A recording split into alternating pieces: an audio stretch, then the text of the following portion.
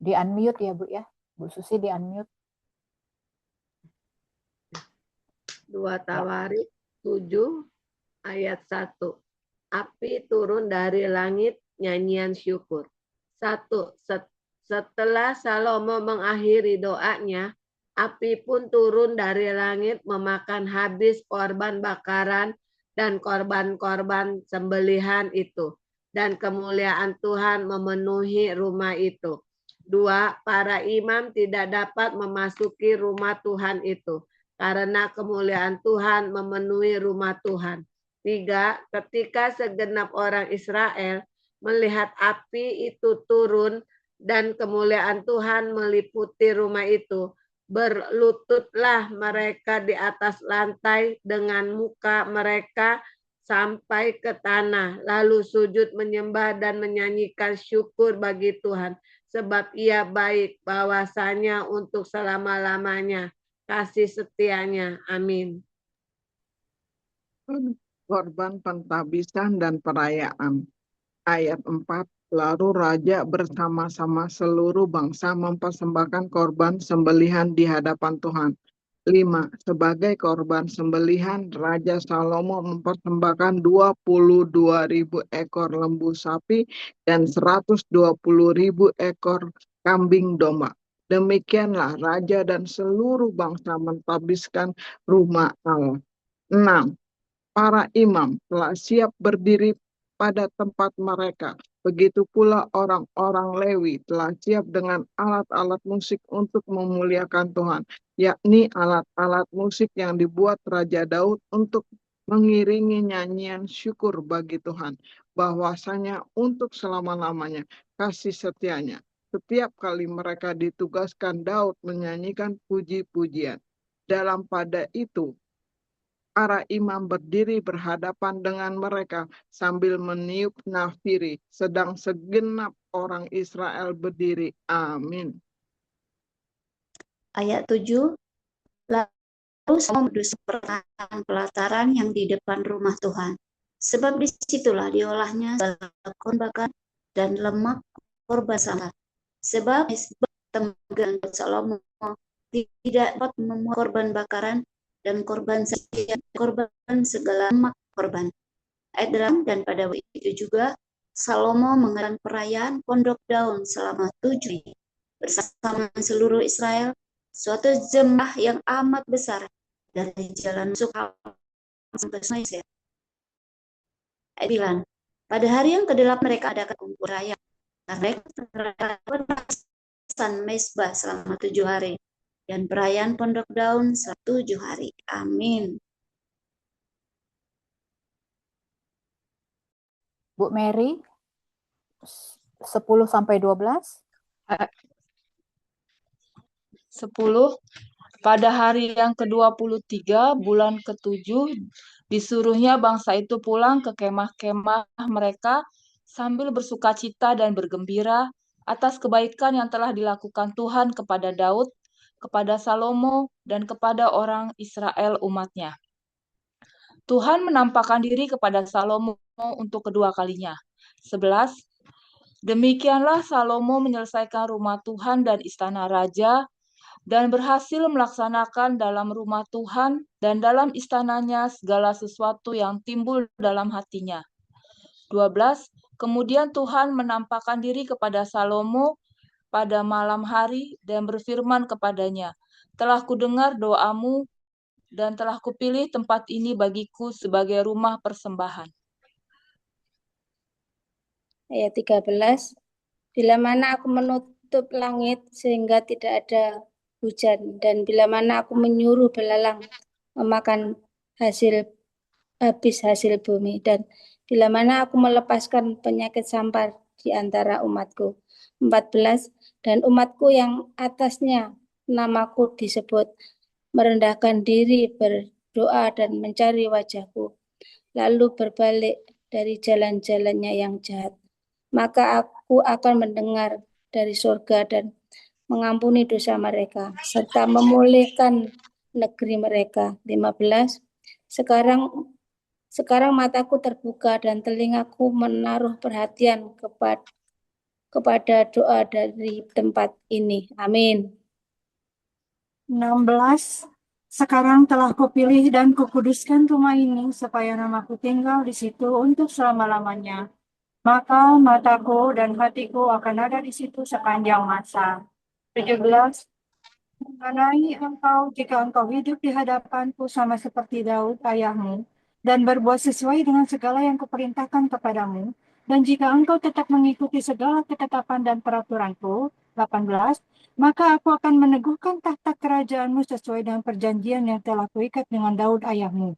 Dengan berkata, takkan terputus keturunanmu yang memerintah atas Israel. Amin. Ayat 19. Tetapi jika kamu ini berbalik dan meninggalkan segala ketetapan dan perintahku yang telah kuberikan kepadamu, dan pergi beribadah kepada Allah lain dan sujud menyembah kepadanya, ayat 20, maka aku akan mencabut kamu dari tanahku yang telah kuberikan kepadamu, dan rumah ini yang telah kukuduskan bagi namaku akan kubuang dari hadapanku, dan akan kujadikan kiasan dan sindiran di antara segala bangsa. Ayat 21. Dan setiap orang yang lewat rumah yang amat ditinggikan ini akan tertegun dan berkata, apakah sebabnya Tuhan berbuat yang demikian kepada negeri ini dan kepada rumah ini? Amin. Lanjut aja, Bu. Panggung 22. Ayat 22, maka orang akan berkata, sebab mereka meninggalkan Tuhan, Allah nenek moyang mereka, yang membawa mereka keluar dari tanah Mesir, dan sebab mereka berpegang pada Allah lain, dan sujud menyembah kepadanya, dan beribadah kepadanya. Itulah sebabnya ia mendatangkan segala malapetaka ini ke atas mereka. Amin. 2 Tawarik ayat 8, beberapa usaha Raja Salomo. Setelah lewat 20 tahun, selesailah Salomo mendirikan rumah Tuhan dan istananya sendiri. Ayat 2, maka Salomo memperkuat kota-kota yang diberikan hak Huram kepadanya dan menyuruh orang Israel menetap di sana. Ayat 3, lalu Salomo pergi ke Hamat Zoba dan menaklukkannya. Amin. Ayat 4, kemudian ia memperkuat Tadmor di padang gurun dan semua kota perbekalan yang didirikannya di Hamat. 5, ia memperkuat juga Bet Horoa, Hulu, dan Bet Horon Hilir menjadi kota kubu yang bertembok, berpintu gerbang, dan berpalang. 6, dan juga Baal dan segala kota perbekalan kepunyaan Salomo, segala kota tempat kereta, kota-kota tempat orang berkuda, dan apa saja yang Salomo ingin mendirikannya di Yerusalem atau di Gunung Libanon atau di segenap negeri kekuasaannya. Amin. 7. Semua orang yang masih tinggal dari orang Het, orang Amori, orang Feris, orang Hewi, dan orang Yebus yang tidak termasuk orang Israel. 8. Yakni keturunan bangsa-bangsa yang masih tinggal di negeri itu dan yang tidak dibinasakan oleh orang Israel. Merekalah yang dikerahkan Salomo untuk menjadi orang Rodi. Demikianlah mereka sampai hari ini. 9. Tetapi orang Israel tidak ada yang dijadikan budak oleh Salomo untuk pekerjaannya, melainkan mereka menjadi prajurit atau perwira pasukan berkuda atau panglima atas pasukan kereta dan pasukan berkuda. Amin. Ayat 10. Dan inilah pemimpin-pemimpin umum Raja Salomo. 250 orang yang memerintah rakyat. 11. Dan Salomo memindahkan anak Firaun dari kota Daud ke rumah yang didirikannya baginya. Karena katanya tidak boleh seorang istriku tinggal di dalam istana Daud, Raja Israel, karena tempat-tempat yang telah dimasuki tabut Tuhan adalah kudus. 12. Lalu Salomo mempersembahkan korban-korban bakaran bagi Tuhan di atas mezbah Tuhan yang didirikannya di depan balai bait suci. Amin.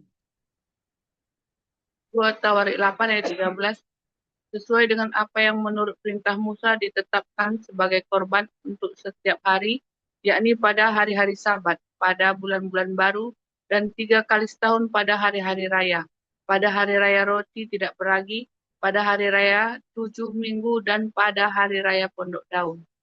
Dan menurut peraturan Daud ayahnya, ia menetapkan rombongan para imam dalam tugas jabatan mereka, dan orang-orang Lewi dalam tugas menyanyikan puji-pujian dan menyelenggarakan ibadah di hadapan para imam setiap hari menurut yang ditetapkan untuk hari itu.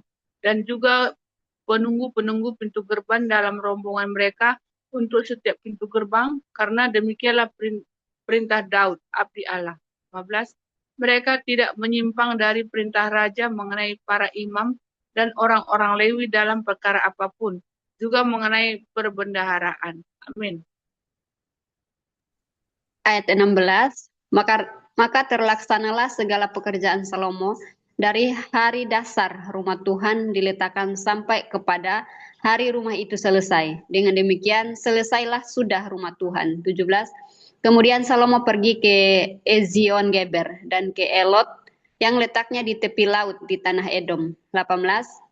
Dengan perantaraan anak buahnya, Huram mengirim kapal-kapal kepadanya dan anak buah yang tahu tentang laut. Bersama-sama anak buah Salomo, mereka sampai ke Ofir dan dari sana mereka mengambil 450 talenta emas yang mereka bawa kepada Raja Salomo. Amin. Kita lanjut ke Titus 1, lanjut Bu Aceh.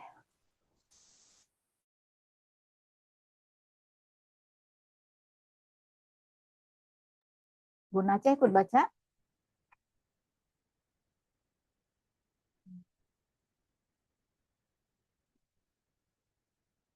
Bu Aceh kalau ikut baca di unmute, Bu. Atau kita lewati dulu ya? Bu Pita berarti. Bu Pita Titus 1. Ya, Kak. Oh, Bu Aceh, sorry. Bentar, abis ini baru aku, Kak. Ya, oke. Bu Pita berarti Titus 1 ayat 1 sampai 3. Amin. Haleluya. Titus 1 ayat 1 sampai 3. Demikian firman Tuhan. Dari Paulus hamba Allah dan Rasul Yesus Kristus untuk melihara iman orang-orang pilihan Allah dan pengetahuan akan kebenaran seperti yang nampak dalam ibadah kita. Ayat 2. Dan berdasarkan pengharapan akan hidup yang kekal yang sebelum permulaan zaman sudah dijanjikan oleh Allah yang tidak berdusta. Ayat 3. Dan yang pada waktu dikehendakinya telah menyatakan firman-Nya dalam pemberitaan Injil yang telah dipercayakan kepadaku sesuai dengan perintah Allah, Juru Selamat kita. Amin. Ayat 4.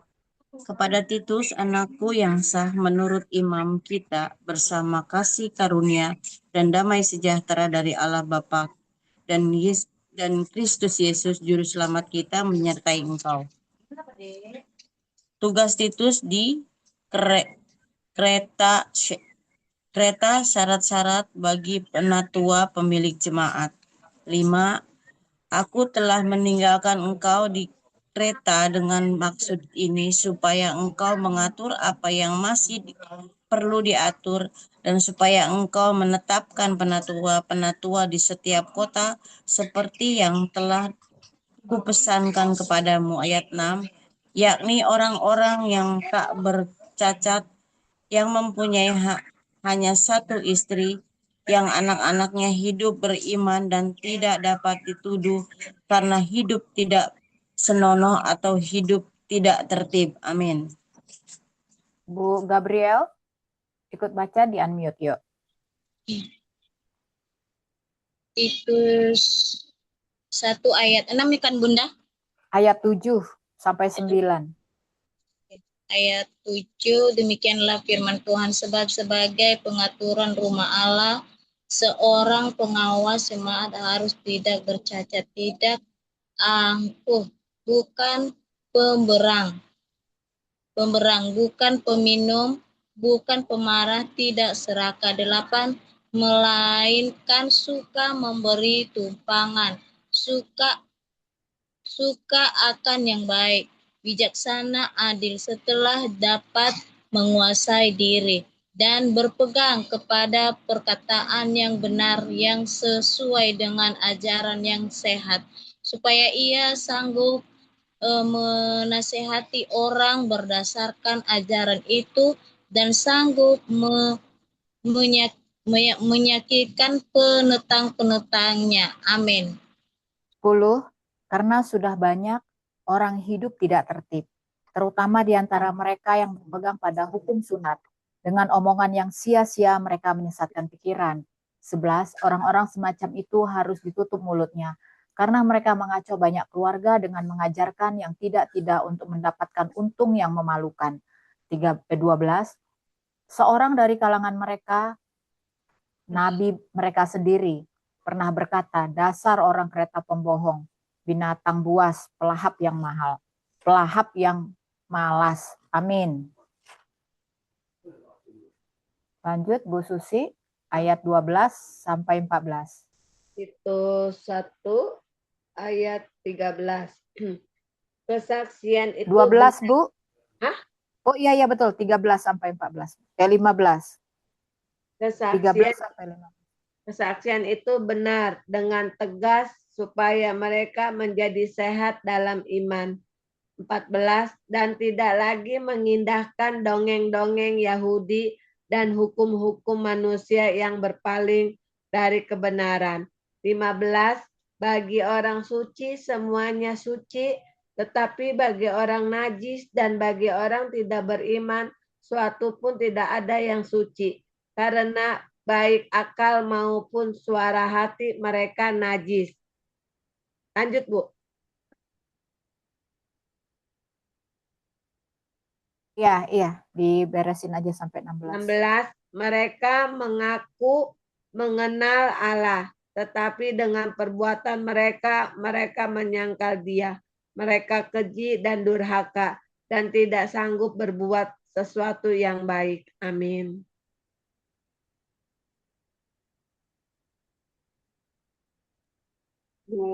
Titus ayat 1 sampai 3. Kewajiban orang tua, pemuda, dan hamba. Ayat 1, tetapi engkau beritakanlah apa yang sesuai dengan ajaran sehat. 2, laki-laki yang tua, hendaklah hidup sederhana, terhormat, bijaksana, sehat dalam iman, dalam kasih, dan dalam ketekunan. 3, demikian juga perempuan-perempuan yang tua, hendaklah mereka hidup sebagai orang-orang beribadah. Jangan memfitnah, jangan menjadi hamba anggur, tetapi cakap mengajarkan hal-hal yang baik. Amin. Ayat 4, dan dengan demikian didik perempuan dan muda mengasihi suami dan anak-anaknya. 5, hidup bijak, rajin mengatur rumah tangga, baik hati dan taat kepada suaminya, agar firman Allah jangan dihujat orang. Ayat, demikian juga orang-orang, nasihatilah mereka supaya mereka menguasai diri dalam segala hal. Amin. 7. Dan jadikanlah dirimu sendiri suatu teladan dalam berbuat baik. Hendaklah engkau jujur dan bersungguh-sungguh dalam pengajaranmu. 8. Sehat dan tidak bercela dalam pemberitaanmu, sehingga lawan menjadi malu, karena tidak ada hal-hal yang buruk yang dapat mereka sebarkan tentang kita. 9. Hamba-hamba hendaklah taat kepada tuannya dalam segala hal dan berkenan kepada mereka, jangan membantah. Amin.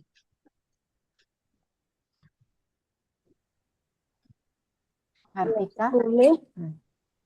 Jangan curang, tetapi hendaklah selalu tulus dan setia, supaya dengan demikian mereka dalam segala hal memuliakan ajaran Allah, Juru Selamat kita. Kasih karunia Allah menyelamatkan semua orang. Ayat 11, karena kasih karunia Allah yang menyelamatkan semua orang sudah nyata. 12, mendidik kita supaya kita meninggalkan kefasikan dan keinginan-keinginan duniawi, dan supaya kita hidup bijaksana, adil, dan beribadah di dalam dunia sekarang ini. Amin. Bu Desi Tony berbaca 13 sampai 15. Di unmute, Bu. Oke, lanjut Bu Ati ya. 13 sampai 15. 13, dengan menantikan penggenapan pengharapan kita yang penuh bahagia dan pernyataan kemuliaan Allah yang maha besar dan juru selamat kita Yesus Kristus. Ayat 14, yang telah menyerahkan dirinya bagi kita untuk membebaskan kita dari segala kejahatan dan untuk menguduskan bagi dirinya suatu umat kepunyaannya sendiri yang rajin berbuat baik. Ayat 15, beritakanlah semuanya itu, nasihatilah dan yakinkanlah orang dengan segala kewibawaanmu. Janganlah ada orang yang menganggap kau rendah. Amin.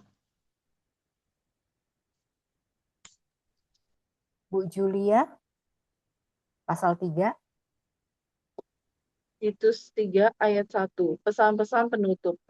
Ingatlah mereka supaya mereka tunduk pada pemerintah dan orang-orang yang berkuasa, taat dan siap melakukan setiap pekerjaan yang baik. Ayat 2. Janganlah mereka memfitnah, janganlah mereka bertengkar, hendaklah mereka selalu ramah dan bersikap lemah lembut terhadap semua orang. Ayat 3. Karena dahulu kita juga hidup dalam kejahilan, tidak taat, sesat, menjadikan hamba berbagai-bagai nafsu dan keinginan, hidup dalam kejahatan dan kedengkian, keji, saling membenci. Amin. Tetapi ketika nyata kemurahan Allah, Juru Selamat, waktu itu Dia telah menyelamatkan kita. Tetapi ketika nyata kemurahan Allah, Juru Selamat kita dan kasih-Nya kepada manusia, ayat 5, pada waktu itu Dia telah menyelamatkan kita, bukan karena perbuatan baik yang telah kita lakukan, tetapi karena rahmat-Nya oleh permandian kelahirannya kembali dan oleh pembaharuan yang dikerjakan oleh Roh Kudus. 6. Yang sudah dilimpahkannya kepada kita oleh Yesus Kristus, Juru Selamat kita. Amin. 7.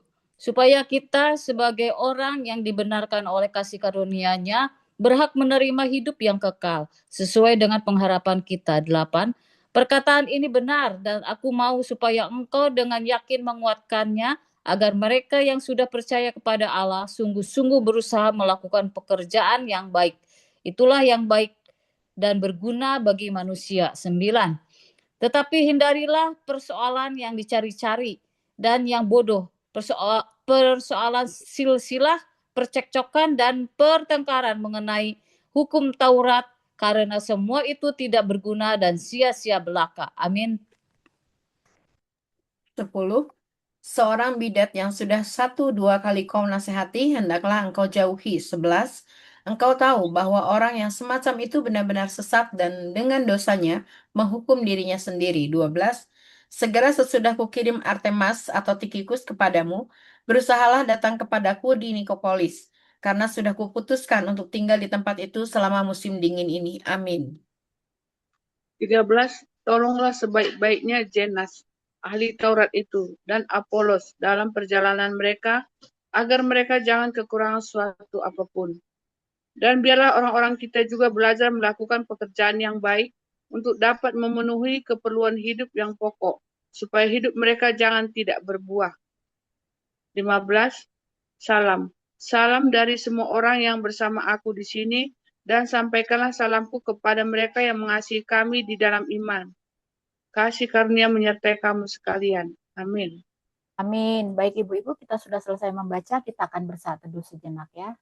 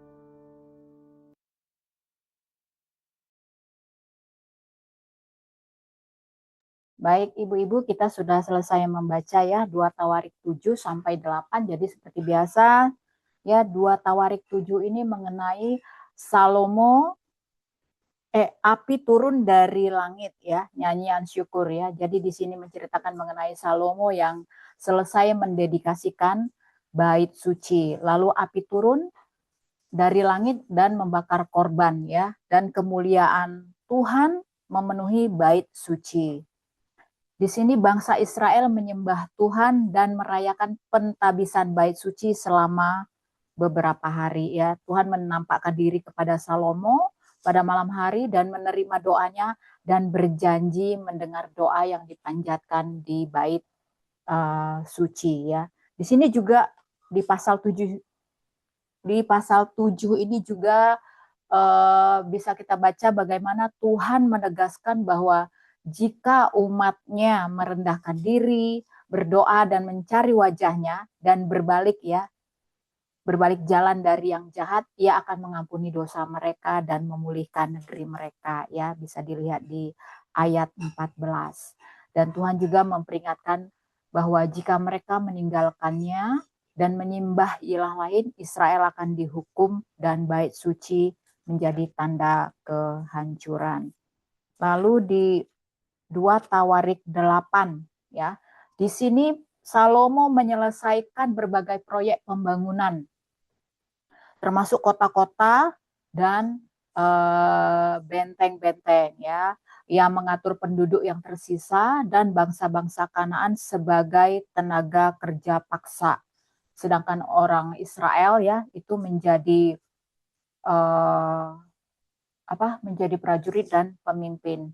Di sini Salomo mengatur pelayanan para imam dan orang Lewi sesuai dengan ketetapan ayahnya ya, Daud. Dan ia mempersembahkan korban secara teratur. Nah ini, mempersembahkan korban secara teratur sesuai hukum Allah. Lalu kita lanjut ke 1 Titus ya. Kita lanjut ke perjanjian baru, Titus 1 ya. Jadi Titus 1 ini mengenai pedoman memilih panatua, penilik jemaat ya, pemimpin jemaat yang berkarakter baik. Lalu pesan-pesan mengenai guru-guru palsu yang menyesatkan jemaat dan menekankan pentingnya hidup yang sesuai dengan iman. Lalu di Titus 2, kewajiban orang tua, pemuda, dan hamba. Di sini nasihat bagi setiap kelompok di dalam jemaat ya. Jadi itu tadi ya, orang tua, anak muda, laki-laki, perempuan, dan juga hamba. Di sini juga diajarkan kita sebagai orang percaya untuk hidup bijaksana, saleh, dan menjadi teladan.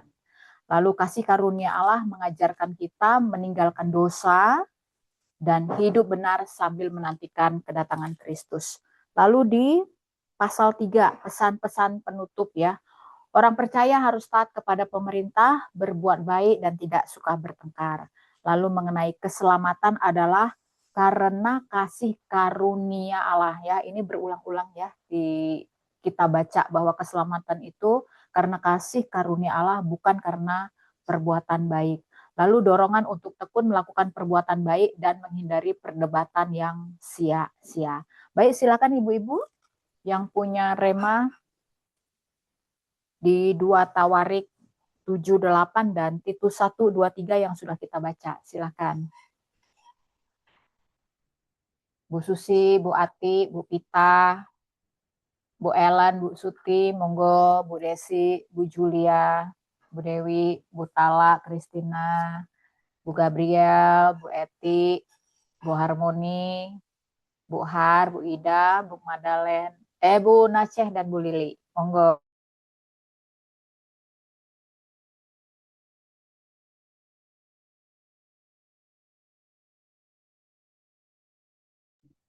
Saya ya Bu.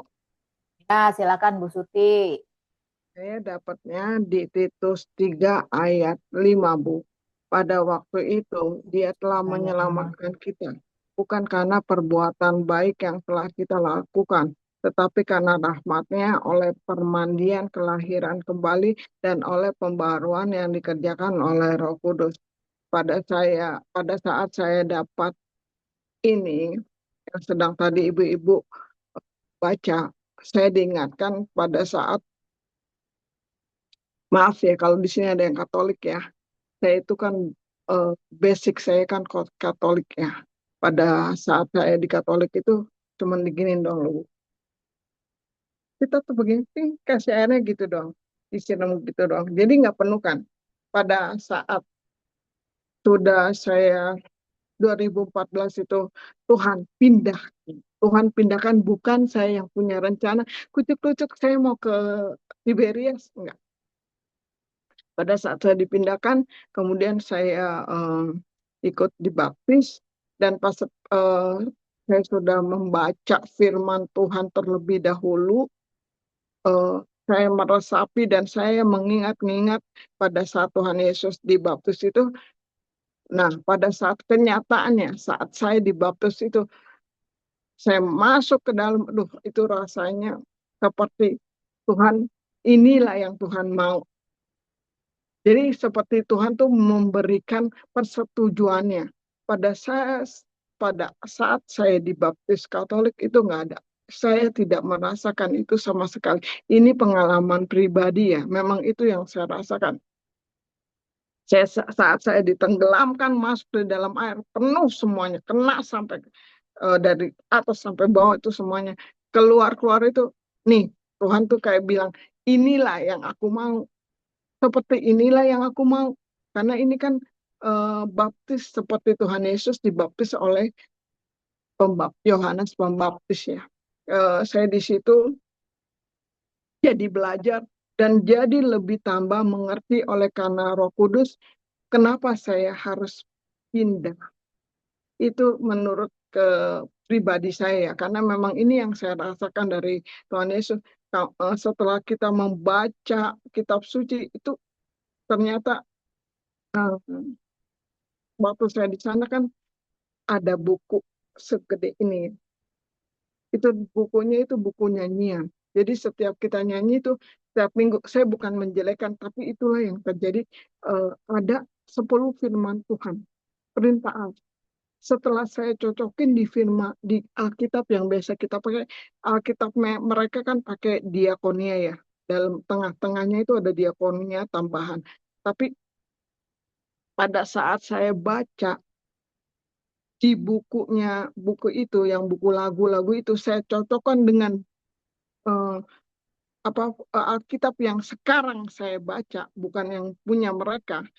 Itu ada 2 perintah yang diganti sama mereka. Dan itulah saya bilang, kok begini sih? Kan saya baca di firman Tuhan tidak boleh ditambahkan atau dikurang-kurangi. Di Yohanes waktu Wahyu kan. Nah, dari situ Tuhan memperlihatkan yang mana yang bukan kita menyalahkan ya, tapi Tuhan kasih lihat kenapa kamu berada di sini dan kenapa kamu harus dipindahkan. Saya harus keluar dari sana. Dari situ saya makin mengerti bahwa saya mau ditaruh sama Tuhan di tempat gereja Tuhan yang benar. Bukan berarti saya mengatakan di sana nggak benar, tapi kenyataannya saya bilang sama teman saya, kamu baca deh dari yang buku itu sama dari yang Alkitab yang khusus untuk Kristen ya. Jangan kamu yang baca yang Katolik. Dia ngelihat, oh iya ya, kenapa ditukar ya? Mana saya tahu, saya bilang gitu, dan diganti itu. Itu bisa dilihat. Karena saya tanya sama dia, kamu tolong baca dan kamu cocokin dengan yang Alkitab kita yang untuk Kristen Protestan. Kamu cocokin, bener nggak? Oh iya ya, benar ya kata kamu. Iya, jadi saya bilang saya bukannya memfitnah mereka, tapi mencocokkan yang kebenaran firman Tuhan itu tidak boleh diganti-ganti, ditambahkan atau dikurang-kurangi. Itu menjadi pelajaran juga buat saya dalam membaca firman.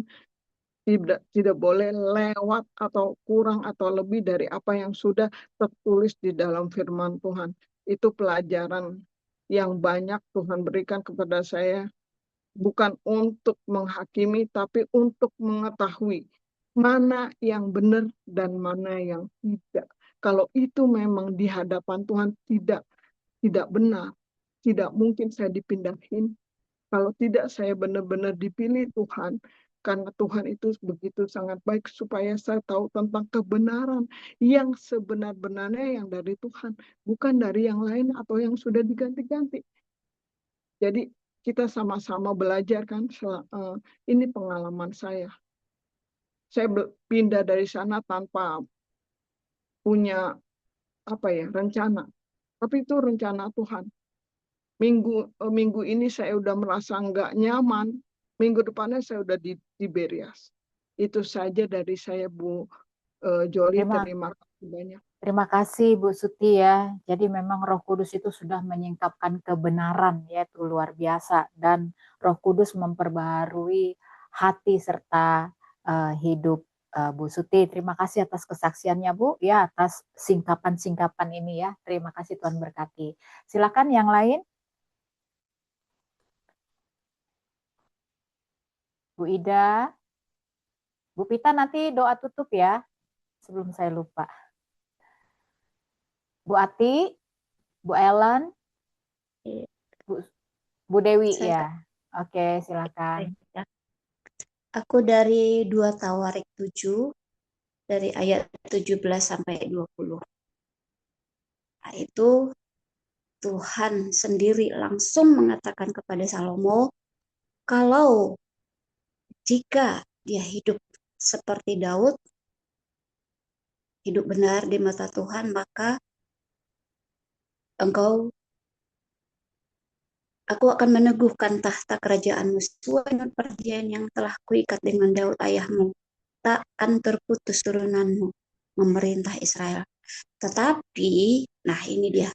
Tetapi jika jauh dari Tuhan, meninggalkan perintahnya, maka Tuhan akan mencabut Salomo dari tanahku yang telah kuberikan kepadamu, dan rumah ini yang telah kukudus di namaku akan kubuang dari hadapanku, dan akan kujadikan kiasan dan sindiran. Nah, ini aku dapat di sini ininya, pengertiannya itu seperti ini. Mungkin ini yang perlu kita juga ajarkan kepada anak-anak keturunan kita lah. Orang yang sudah meninggalkan Tuhan, yaitu tadi nih hukumannya. Maka aku akan mencabut tanahku. Ini pasti sangat menyedihkan. Jadi kita yang sudah benar-benar kenal Tuhan, yang kita sudah menjadi pengikut Kristus, kita pegang ini dan kita ajarkan kepada turunan kita supaya tidak meninggalkan Tuhan. Karena yang menjadi hukumannya itu ya ini akan dibuang dari hadapan, dijadikan kiasan, siran. Nah, itu kan kita bisa lihat sekarang ini ya, kalau orang-orang yang sudah meninggalkan Tuhan itu kan jadi sebenarnya kalau dia mengungkit-ungkit agama yang sudah dia tinggalkan, itu menjadi siran bagi pengikut agama yang dia ikuti itu. Nah, akhirnya kita dijelek-jelekin. Nah, sebenarnya sudah di sini ya, Tuhan sudah katakan itu kepada Salomo, dan terjadi sampai saat ini pun seperti itu. Jadi ya bahwa kan jadinya anak-anak Tuhan itu, karena memang anak Tuhan itu sendiri membuatnya, karena dia mengikuti menyembah berhala, meninggalkan Tuhan lah intinya. Akhirnya menjadi dibuang Tuhan. Kecuali dia bertobat lagi ya. Ada juga yang akhirnya bertobat juga, tapi ada malah justru menjelek-jelekan. Padahal agama yang dia udah anut itu belum tentu juga tahu, belum tentu dia mengerti tujuan dari iman dia ikuti itu. Sekarang sedangkan kita kan ada tujuannya supaya kita hidup dalam kekekalan. Nah, ini yang harus kita juga ajarkan kepada anak-anak. Saat ini kan sangat gampang sekali dipengaruhi oleh ajaran-ajaran yang sekarang membuat bukan hanya anak-anak, bukan hanya youth, anak muda ya, orang tua pun begitu. Kadang-kadang berpikir sih pendeta ini bilang begitu, pendeta ini bilang begini, gitu kan. Jadi ya udah kita pegang ini. Kalau kita meninggalkan Tuhan, kita akan dibuang, kita dijadikan sindiran. Nah itu Jadi jangan sampai deh kita kalau sudah benar-benar kita pegang iman Kristen itu, kita menjadi anak Tuhan, ya udah pegang terus, nggak usah macam-macam lagi deh. Di luar itu udah nggak benar. Gitu. Di luar Tuhan tuh udah nggak ada jalan keselamatan, hanya di dalam Yesus. Itu aja Kak, terima kasih. Terima kasih ya Dewi ya. Jadi ini ibu-ibu kembali kita diingatkan ya bahwa janji Tuhan itu nyata ya, tetapi hubungan dengan Tuhan itu juga menuntut kesetiaan, maksudnya gitu ya. Berkat itu akan datang kalau kita taat. Tetapi kalau kita meninggalkannya, Tuhan juga memberi konsekuensi ya. Tadi di ayat 17 sampai 20 tadi Bu Dewi udah bilang ya. Nah, jadi Tuhan itu menginginkan hati yang setia, bukan sekedar kita seperti ini ya, bukan hanya sekedar membaca firman Tuhan saja atau menjalankan ritual keagamaan. Poinnya adalah hati yang setia. Gitu. Terima kasih Bu Dewi. Silakan yang lain.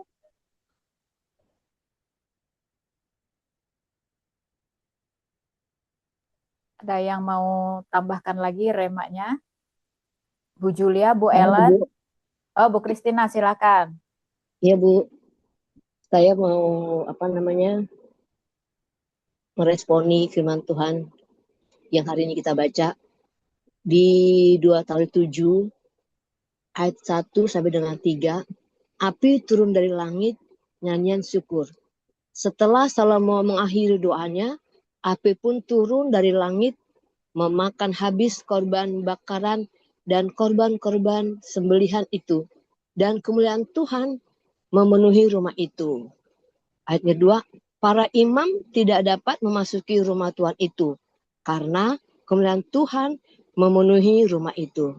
Dan ayat ketiga, ketika segenap orang Israel melihat api itu turun dan kemuliaan Tuhan meliputi rumah itu, berlututlah mereka di atas lantai dengan muka mereka sampai ke tanah. Lalu sujud menyembah dan menyanyikan syukur bagi Tuhan. Sebab ya baik bahwasanya untuk selama-lamanya.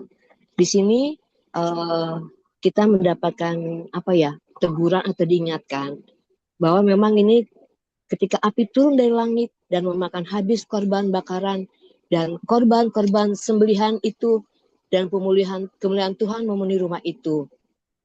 Di sini peristiwa terjadi ketika Salomo selesai menaikkan doa pentahbisan Bait Allah. Tuhan menjawab doa itu dengan cara yang luar biasa, yaitu dengan api turun dan langit berkorban, korban diterima dan kemuliaan Tuhan memenuhi Bait Allah. Melihat hal itu, seluruh bangsa Israel sujud, menyembah dan memuji Tuhan.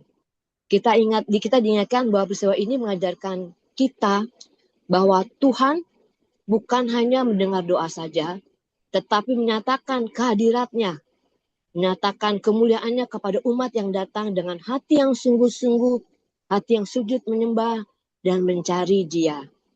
Api dari langit menjadi tanda bahwa Tuhan menerima persembahan ketika Salomo berdoa. Itu pun juga berlaku buat kita saat ini. Dan mungkin jawaban Tuhan tidak selalu seperti yang kita harapkan, tetapi selalu bertindak pada waktu yang menurut kehendaknya ya. Jadi yang kita dapat turunkan itu jangan kita berhenti berdoa, tetap berdoa. Walaupun senang, susah, galau apapun tetap berdoa. Setiap saat, bukan setiap jam, setiap saat lah tetap berdoa. Dan tetaplah percaya bahwa Tuhan mendengar dan akan menjawab setiap doa-doa yang kita panjatkan. Nah di sini kemuliaan Tuhan begitu nyata sehingga para imam tidak memasuki Bait Allah. Itu pun juga berlaku pada kita. Ketika kita mencari Tuhan, sujud menyembah dan berlutut, mencari wajahnya, dan masuk dalam hadirat Tuhan, kita akan rasakan. Pernah nggak sih ibu merasakan ketika kita benar-benar datang kepada Tuhan, kita kayaknya rasanya beda gitu loh.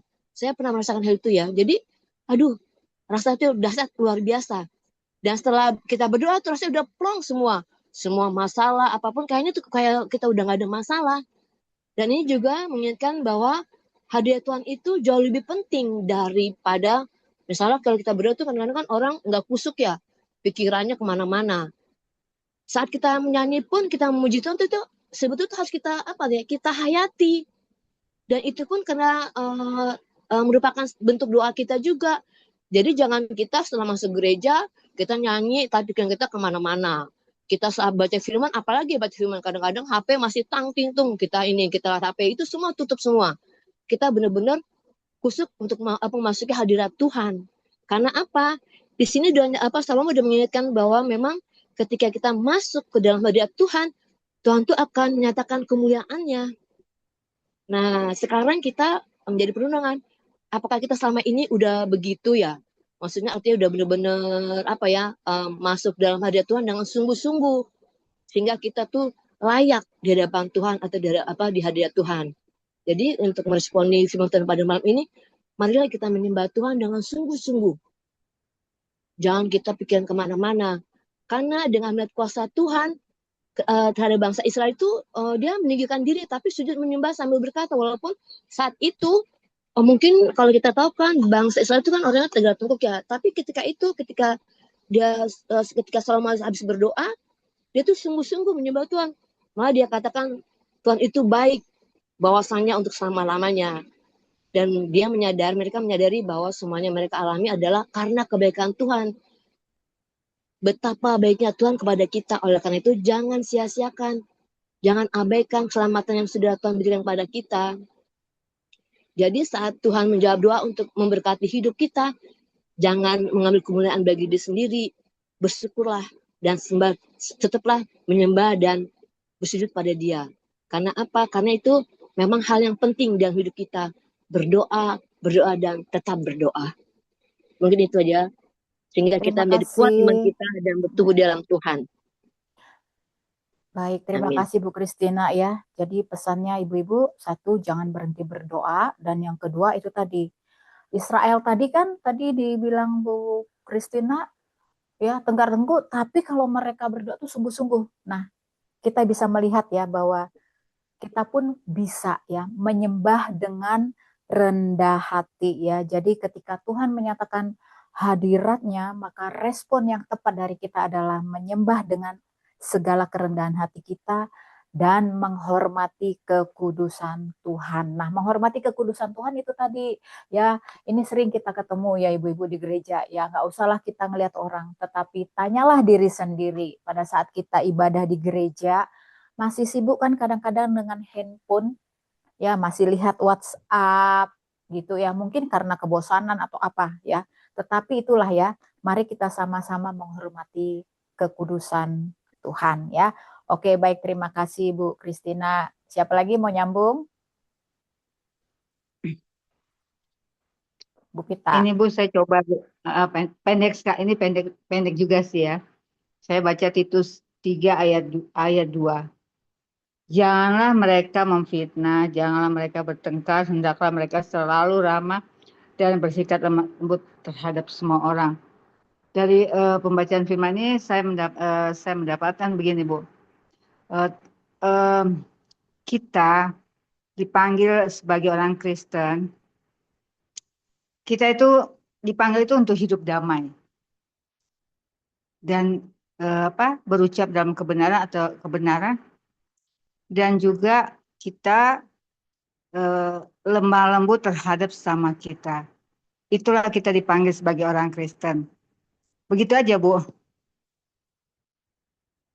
Iya, terima kasih ya. Nah, ini kita dapat pengajaran ya di sini ya, luar biasa ibu-ibu ya, kita baca Titus ini ya. Setidaknya di sini sudah jelas tadi dari remanya Bu Pita ya, Titus 3 ayat 2 ya. Nih, walaupun secara daging kita harus sadar gitu ya, bahwa kita ya masih melakukan ini ya. Tanpa kita sadari, kita nggak usahlah tunjuk orang lain ya. Tanyalah diri sendiri, pernah nggak kadang-kadang masih bertengkar ya, masih kok, ramah ya iya kok gitu kan, memfitnah tanpa disadari bisa jadi iya juga gitu ya. Tetapi di Titus ini kita diajarkan ya, orang yang mengenal Kristus nih, kita sudah mengetahui kebenaran, kita sudah membaca kebenaran tuh ya nih di Titus 3 ini. Kita juga orang yang mengenal Kristus, kita dipanggil untuk menjaga perkataan dan juga sikap kita ya, hidup di dalam damai, ini tadi ya, hidup dalam damai, rendah hati, dan memperlakukan semua orang dengan kasih ya. Bahkan ketika ada perbedaan ya, ini tantangan untuk kita semua ibu-ibu ya. Memperkatakan itu memang gampang ya, tetapi mau melakukannya itu, nah maka kita dorong diri kita untuk kita benar-benar bisa menghidupi firman yang kita baca saat ini. Terima kasih Bu Pita, luar biasa. Thank you. Silakan ibu-ibu lain kalau tidak ada ke Bu Dede. Silakan Bu Dede. Ibu Pita masih mau ngomong. Bu Pita masih mau enggak. tambah? Oh, sudah. Enggak, sudah. Oke. Ini saya dengerin seru banget ya. Tadi apa yang disampaikan ibu-ibu ini luar biasa. Saya dapetin sedikit sih dari 2 Tawarikh 8 ayat 6 dan sampai 8. Kalau misalnya saya baca dari 2 Tawarikh ini luar biasa ya. 1 Tawarikh itu kan tentang pembangunan bait suci dan akhirnya di 2 Tawarikh ini saya agak sedikit rada apa sih namanya? Kalau saya orangnya kan suka ngelihat ini kenapa bisa begini gitu kan.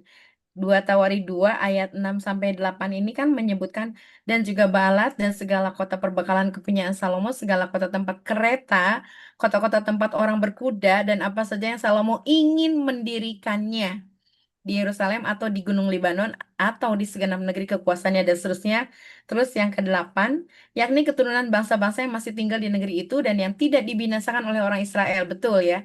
Mereka lah yang dijadikan Salomo untuk menjadi orang Rodi. Ya, ini dua kata-kata ini yang akhirnya saya mikir kok bisa gitu kan. Dan kenapa ini tiba-tiba akhirnya peringatan Tuhan datang ke Salomo gitu kan. Karena kan kalau di sini dikatakan juga di ayat 11, dan Salomo memindahkan anak Firaun. Nah, dari kota Daud ke rumah yang didirikannya baginya. Berarti ada spesial ya. Dan karena katanya tidak boleh seorang istriku tinggal di istana Daud, Raja Israel, karena tempat-tempat yang telah dimasuki tabut Tuhan adalah kudus. Dasarnya betul, tapi kita lihat di situ. Kenapa? Terus kenapa harus Tuhan memberikan warning gitu kepada Salomo? Karena mungkin sudah ada awalnya baik, awalnya keinginannya baik, tapi ada apa saja yang diinginkan. Kemarin kalau nggak salah beberapa hari yang lalu, minggu lalu ya, kita udah belajar mengenai rasa cukup ya. Nah, kalau misalnya kita sudah punya keinginan di luar rasa cukup, memang awalnya itu kalau saya ngelihat karena Salomo diberkati. Setelah saya hitung dengan kursi dengan kursi yang sekarang, pembangunan bait suci itu memakan uang 2.300 triliun sampai 4.600 triliun. Berarti luar biasa banget gitu kan, megah banget. Bahkan itu di situ disebutkan istananya Salomo saja dibuat bagus gitu. Setelah bait Allah kan istana Salomo dibuat bagus. Makanya nggak heran orang melihat segimana sih hikmat Salomo gitu. Jadi dengan kondisi seperti itu, saya hanya memikirkan kadang-kadang mungkin kita terkecoh ya. Ketika kita diberikan kekayaan yang melimpah, makanya kita harus waspada. Tuhan tidak akan pernah memberikan kekayaan kalau kitanya memang belum siap. Ini mungkin saya melihat begini, apa yang Tuhan berikan kepada Salomo dengan segala kelimpahannya, satu sisi Salomo yang masih muda seperti apa kata Daud, itu ada ketidaksiapan secara mental. Makanya dia melakukan ekspansi besar-besaran dengan menunjukkan bahwa itu adalah kemurahan Allah, itu adalah berkat Allah, betul. Tetapi eh, di luar itu dia agak sedikit menyimpang bahwa Tuhan sebenarnya tidak ingin Salomo membangun satu kota kavaleri karena yang diharuskan adalah di Mazmur 1 terkutuklah orang yang mengandalkan kekuatannya sendiri tapi diberkatilah orang yang mengandalkan Tuhan. Yang Tuhan mau Salomo tetap berpegang berpaut sama Tuhan. Makanya kan ada ayatnya ya di sebelum yang tadi ibu-ibu udah sharing kan. Terus di sini dikatakan ada satu tindakan yang Salomo tidak yang Salomo lakukan di luar mungkin apapun kondisinya, Salomo mengeksploitasi orang dengan kerja rodi. Kalau kerja rodi kan berarti orang ini dipekerjakan tanpa dibayar kan, konotasinya begitu ya. Jadi ini yang harus kita waspadai. Jadi dengan kata lain saya hanya berpikir begini, dengan segala hal yang Tuhan sudah berikan kepada Salomo, tetap ada sisi di mana Salomo tidak mengandalkan Tuhan, sama seperti ayahnya Daud. Dan itu sebenarnya cikal bakal dari Salomo melakukan kesalahan. Sampai akhirnya dia mengizinkan para istri dan gundik-gundiknya mendirikan mezbah. Nah, kalau misalnya kita lihat, kesalahannya itu bukan pada istrinya. Istrinya melihat itu, melihat satu celah dalam diri Salomo, dan istrinya pakai itu menjadi satu hal yang akhirnya diiyahkan oleh Salomo. Nah, saya melihat begini, kadang-kadang mungkin kita sebagai manusia, ada satu sisi, satu sikap yang bisa saja itu dijadikan celah bagi orang untuk menyerang kita. Makanya di Titus 1, tadi kan di Titus 1, sebentar, saya buka Titus 1-nya. Paulus ngomong kan ke Timotius, Paulus ngomong ke Titus sebagai anakku yang sah.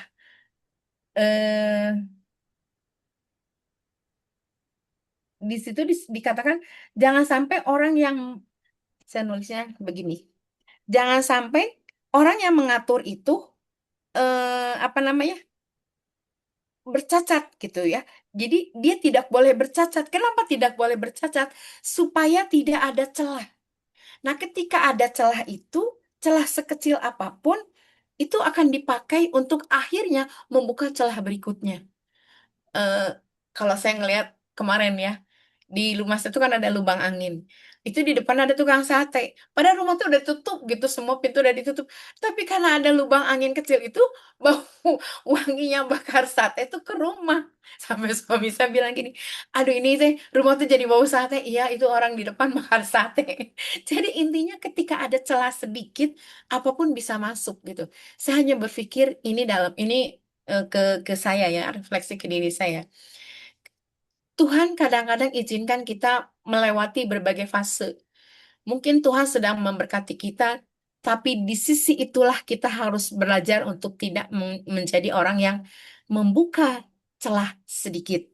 Makanya Paulus tahu nih kelemahan orang-orang yang akan mengatur. Karena ketika kita mengatur, biasanya kan kita nunjuk. Ketika kita nunjuk, kita lupa bahwa tadi Bu siapa namanya? Bu Christina ya, kita lupa kadang-kadang rendah diri kita tuh suka rada sedikit dinaikkan gitu, agak sedikit busungkan dadanya, agak sedikit menonjol. Karena ketika kita nunjuk, ketika kita menjadi pengatur, makanya di sini disebutkan tidak boleh bercacat dan harus suka akan hal yang baik, bijaksana dan adil. Ini luar biasa sih kalau saya ngelihat begini. Jadi kalau saya lihat nyambung banget gitu apa yang dikatakan oleh Paulus ke Titus dengan apa yang terjadi terhadap Salomo. Salomo raja yang luar biasa, diberi hikmat, diberi kekayaan yang luar biasa, tapi dia buka celah sedikit dan itu dipakai oleh istri-istrinya untuk akhirnya celah itu menjadi lebar gitu. Akhirnya itu membawa Salomo dalam kejatuhannya. Sedangkan Titus, kita tahu ya di Kreta itu adalah orang atau kumpulan orang-orang, bukan orang-orang yang semuanya baik. Makanya disebutkan di Titus 3 yang paling terakhir, jangan kamu merasa rendah karena kamu muda gitu. Ini sama dengan yang disampaikan oleh Paulus kepada Timotius. Jadi dengan kata lain, meskipun kamu muda, kamu harus bisa bersikap baik. Dan ada juga halnya di sini dikatakan untuk perempuan-perempuan tua, untuk perempuan-perempuan muda, jadikanlah teladan. Saya hanya mikir, saya kan perempuan ya, mungkin kategorinya secara usia tua, tapi saya merasa bahwa saya muda. Tapi dengan kata lain, saya harus bisa menjadi teladan dalam perbuatan. Jadi saya hanya mikir gini, oke Tuhan, mungkin selama ini saya membuka celah sedikit, agak sedikit memberi ruang kepada yang tidak benar gitu ya. Tapi malam hari ini saya diingatkan, ketika kita memberi ruang kepada hal yang tidak benar, maka lama-lama celah itu akan semakin besar. Nah, di sini juga diingatkan, yuk perempuan-perempuan, yuk ibu-ibu pembaca Alkitab di sini yang luar biasa. Yang luar biasa, kita harus bisa menjadi teladan dalam perbuatan. Kemudian kita meninggalkan keinginan duniawi. Bukan berarti kemarin ini, bukan berarti kita tidak boleh kaya, boleh. Tapi harus dalam koridor yang benar, harus hidup bijaksana, dan harus bisa menanti segala sesuatu penggenapan yang Tuhan mau kita lakukan. Kalaupun Tuhan dikasih berkat ke kita melimpah, pasti ada tujuan Tuhan di dalamnya. Kalaupun sampai saat ini Tuhan kasih cukup, ada tujuan Tuhan di dalamnya. Yang pasti Tuhan nggak mau kita semua melenceng dari jalur dan hierarkinya Tuhan. Tuhan mau kita semua itu benar-benar berpaut sama Tuhan. Sekali lagi, kejatuhan Salomo bukan karena istri-istrinya, tapi karena ada celah sedikit yang dibuat oleh Salomo dan itu dipakai oleh istri-istrinya menjadi celah yang begitu besar. Itu aja sih dari saya, Bu Joli. Wah, Jadi luar malam biasa ini luar ibu-ibu. biasa. Iya, benar. Nah, itu ibu-ibu, mari kita jaga diri kita, jangan kita beri ruang hal yang tidak benar ya. Mungkin kita bilang kecil-kecil, tapi kan lama-lama dia membesar gitu ya. Nah, satu lagi pesan yang di Titus tuh, kita sebagai perempuan hiduplah dengan hormat, saleh, dan menjadi teladan. Jaga perkataan, jangan bergosip, jangan memfitnah, mampu menguasai diri, dan kita tidak diperbudak oleh kebiasaan-kebiasaan buruk kita. Terima kasih ya Bu Dede ya pesannya ya Sama-sama, Ibu-ibu. Ibu. Ini kita diberkati banget ya hari ini ya, luar biasa ya. Ingat itu harus kita hidupi. Memang tuh menjalankannya itu kok kayaknya susah. Tapi kita harus menghidupi ya. Baik, terima kasih ibu-ibu, kita sudah selesai. Bu Pita bisa tutup dalam doa. Oh ya, nanti untuk ibu-ibu yang ikut SPS ada ya kayaknya di sini. Nanti ya ibu-ibu yang ikut SPS nanti kalau mau tinggal sebentar, maksudnya nggak usah keluar dulu, nggak apa-apa ya, tinggal dulu sebentar. Ya, nanti ibu-ibu yang sudah selesai berdoa, selesai keluar dari Zoom ini tidak apa-apa. Baik, terima kasih Bu Pita. Ya, mari kita bersatu di dalam doa. Kita satukan hati dan pikiran kita hanya kepadanya. Haleluya. Bapa yang terkasih di dalam Yesus Kristus, segala puji dan syukur kami naikkan di hadirat-Mu Bapa, karena Engkau telah menjaga kami sepanjang hari, dari kami mulai bangun tidur, siang dan malam ini. Begitu indah Tuhan, Engkau menjaga kami, melindungi kami, memberi kami yang terbaik, sehingga malam ini kami boleh membaca Alkitab, mendengarkan tentang Engkau Tuhan. Begitu indahnya Tuhan kasih-Mu kepada kehidupan kami, terutama kepada ibu-ibu pembaca Alkitab. Terima kasih Bapa, terima kasih Yesus, terima kasih Roh Kudus. Kami boleh ada dalam keadaan baik, sehat, itu adalah karena anugerah-Mu yang berkelimpahan bagi kami. Tuhan Yesus, pada malam hari ini, kami telah membaca firman-Mu dari Tarawari dan Titus. Terima kasih banyak hal yang kami dengar dan banyak hal yang Kau ingatkan kami melalui ibu-ibu yang baca Alkitab pada malam ini. Biarlah semua perkataan-Mu melalui ibu-ibu Tuhan tidak jadi sia-sia, tidak kami lalui, tapi kami mendengar dan melakukannya dalam hidup kami sehari-hari. Terpujilah Engkau Tuhan, dengan cara-Mu Engkau mengingatkan kami Tuhan, hari demi hari, agar kami hidup di dalam kebenaran-Mu selalu dan selalu Tuhan. Terima kasih Tuhan, Engkau begitu baik, menjaga kami Tuhan, membentuk kami menjadi pribadi yang menyenangkan, pribadi yang sempurna di hadapan-Mu Tuhan. Tuhan, terima kasih juga buat Engkau beri kesempatan ibu-ibu membaca Alkitab, memberi waktunya Tuhan, khusus mau mencari wajah-Mu, membaca firman-Mu, mencari wajah-Mu, mendekat padamu Tuhan. Karena kami tahu tanpa-Mu Tuhan, hidup kami menjadi suatu kesia-siaan. Kami tidak bisa berbuat apa-apa tanpa-Mu Tuhan. Tapi kami percaya Tuhan, ketika kami baca Alkitab dan Engkau hadir di tengah-tengah kami, rasa sukacita ada dalam hidup kami. Dan kami percaya kerajaan-Mu ada di dalam hati kami masing-masing. Terima kasih Bapa untuk semua itu. Terima kasih juga kami ucapkan kepada Ibu kami, Ibu Joli Tuhan, yang dengan penuh kesabaran, dengan hari-harinya, dengan waktunya, memimpin kami, ibu-ibu pembaca Alkitab Tuhan. Dengan sabar, memberi kami kesempatan untuk berkumpul pada malam hari ini.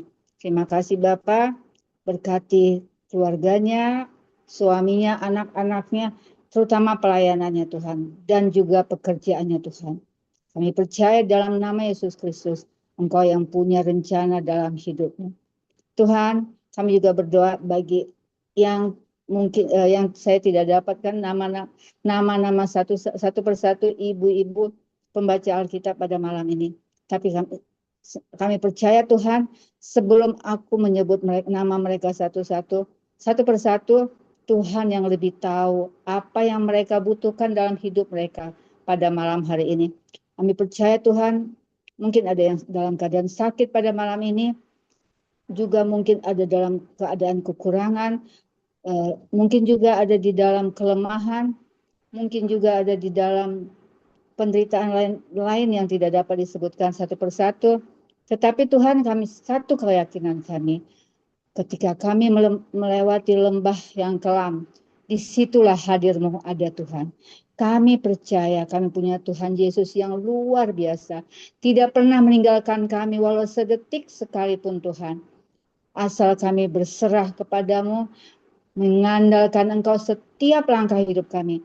Kami percaya hidup kami, walaupun di dalam lembah kelam, kami akan tenang dan kami pasti menang. Terima kasih juga Tuhan, buat kami yang dalam keadaan sakit, Tuhan sembuhkan kami oleh bilur-bilur Yesus. Kami percaya Tuhan akan janji-Mu, dan juga bagi mereka yang dalam kemelut apa sekalipun Tuhan, Engkau hadir tengah-tengah kami Tuhan. Kami hanya mengandalkan Engkau di setiap detik kami. Tuhan, sebentar kami akan tidur dan akan melewati malam ini. Kami berserah kepadamu Tuhan. Apapun yang Tuhan berikan kepada kami, apapun rencana Engkau terhadap kami Tuhan, kami tahu semua ada hal yang baik Tuhan. Terima kasih Bapa, terima kasih Yesus, terima kasih Roh Kudus. Terpujilah nama-Mu, dimuliakanlah nama-Mu. Ampunilah segala dosa dan salah kami Tuhan, yang kami berbuat baik oleh perkataan kami, pikiran kami, dan perbuatan kami, karena kami adalah manusia yang lemah Tuhan. Terima kasih Tuhan untuk malam yang indah ini. Sebentar kami akan tidur. Lindungilah kami pada malam ini.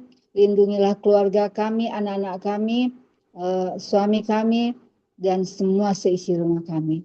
Terima kasih Bapa. Ampuni dosa kami Tuhan. Inilah doa kami. Doa ini kami panjatkan hanya di dalam satu nama, Yesus Kristus Tuhan dan Juru Selamat kami. Haleluya. Amin.